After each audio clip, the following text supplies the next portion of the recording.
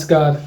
कथा और कहानियों के लिए हमारे चैनल कनक ज्ञान को सब्सक्राइब करें, नोटिफिकेशन बेल को दबा दें ताकि आपको हमारी आने वाली नई वीडियो की नोटिफिकेशन फ़ौरन मिल सके।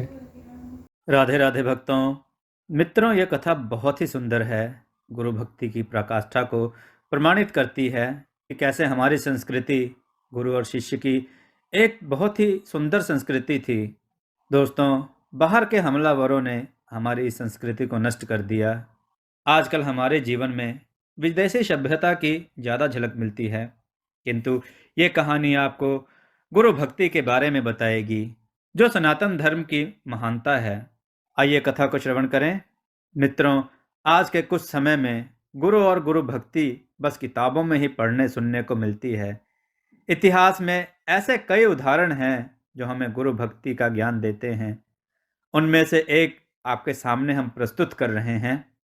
राजा जन्मेजय की नगरी में अयोध्या नामक प्रसिद्ध गुरु का आश्रम था।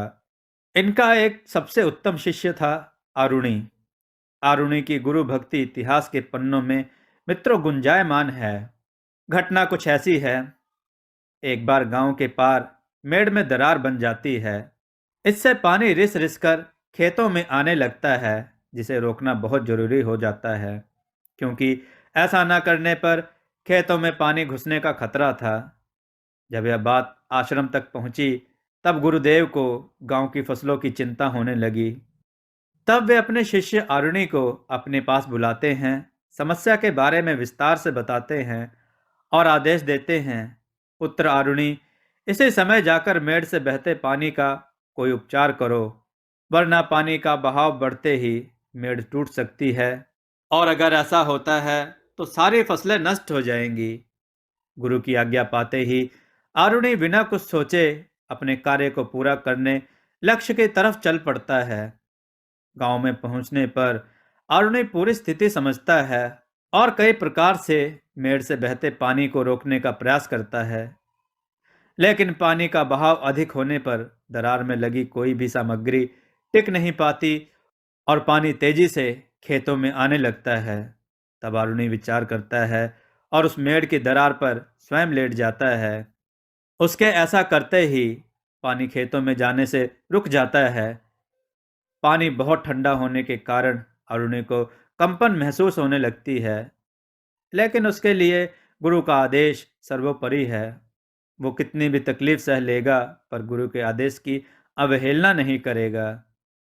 अरुणि इसी तरह से सुबह से शाम तक मेड़ पर लेटा रहता है और पानी से खेतों की फसलों को बचाता है और पूरी श्रद्धा से अपने गुरु के आदेश का पालन करता है। उधर आश्रम में गुरु अयोध्या में बहुत चिंतित हैं। संध्या होने को है और अरुणि की कोई खबर नहीं। अब तक तो अरुणि को घर आ जाना चाहिए।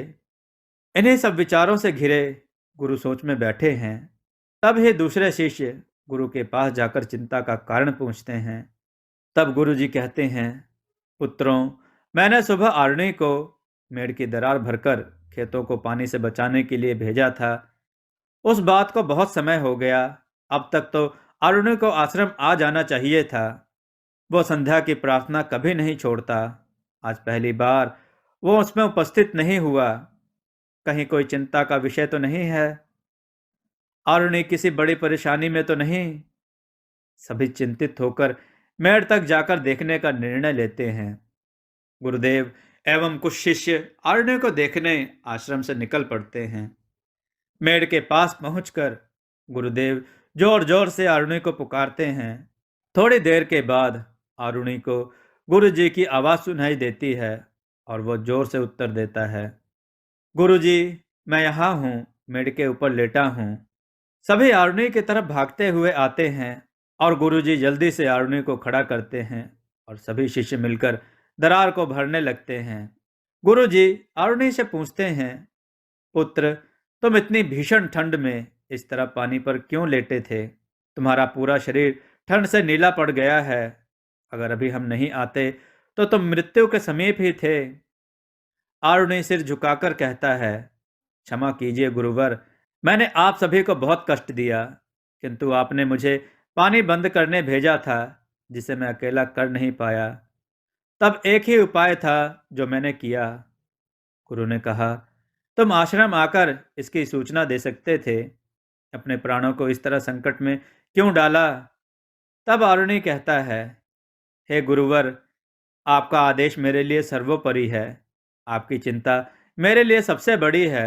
अगर मैं आश्रम आता तो फसल का कई हिस्सा बर्बाद हो गया होता और यह जानकर आपको बहुत दुख होता, और मेरे कारण आपको मिला हुआ दुख मेरे लिए मृत्यु के समान ही है।